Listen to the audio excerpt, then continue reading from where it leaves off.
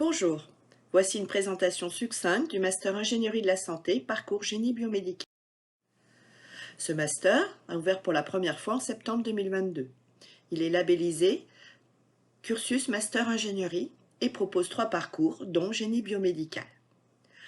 L'insertion à Bac+5 propose des métiers à l'interface des sciences, de l'ingénierie et de la santé.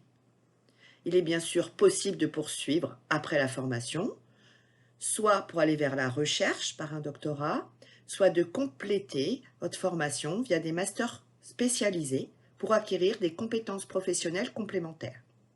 Par exemple en marketing commercial, biomédical hospitalier ou encore qualité et affaires réglementaires.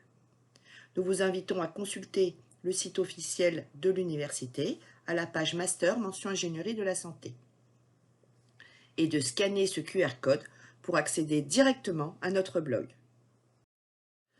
Cette formation est centrée autour des dispositifs médicaux pour exercer des métiers variés et polyvalents de l'ingénieur biomédical, et ce en lien avec le cycle de vie d'un dispositif médical, de sa phase de conception à sa commercialisation.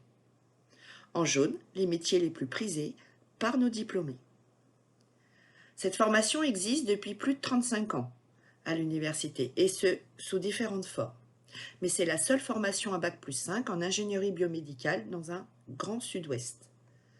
Cette formation propose des enseignements classiques, cours TDTP, mais aussi des projets, des ateliers, des visites, assurés par des enseignants-chercheurs, enseignants, chercheurs et des professionnels du secteur hospitalier ou des industries du dispositif médical. Cette formation comprend ainsi une très forte professionnalisation et offre aussi la possibilité d'effectuer le Master 2 en alternance. Ce parcours est particulièrement pluridisciplinaire et professionnalisant. Il comprend des sciences fondamentales et appliquées, relevant des mathématiques, de 2EA, de physique et d'informatique, mais aussi des sciences de la vie et de la professionnalisation autour des dispositifs médicaux. Le profil de nos étudiants est diversifié. Ils peuvent être titulaires d'une licence mention 2EA, physique, physique-chimie ou encore ingénierie de la santé, ou être titulaires d'un diplôme d'état de manipulateur en électroradiologie ou équivalent, ou provenir d'autres licences en fonction de la qualité de leur dossier, du projet motivé et du nombre de places disponibles. Enfin, d'autres profils peuvent être recrutés via la mission formation continue et apprentissage de l'université. Par exemple, un dispositif VA85 permet une reprise d'études ou une réorientation professionnelle, ou encore la VAE qui permet de valoriser les acquis de l'expérience. En termes de spécificité, nous citons donc la professionnalisation, la pluridisciplinarité et l'alternance en Master 2.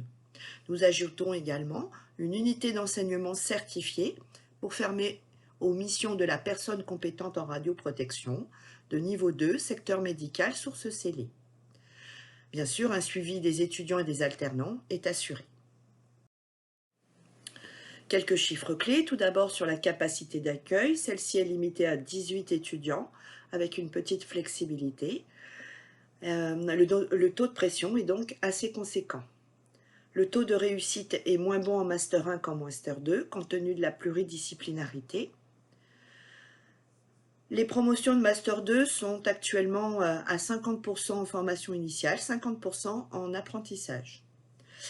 Enfin, l'insertion professionnelle est plutôt bonne.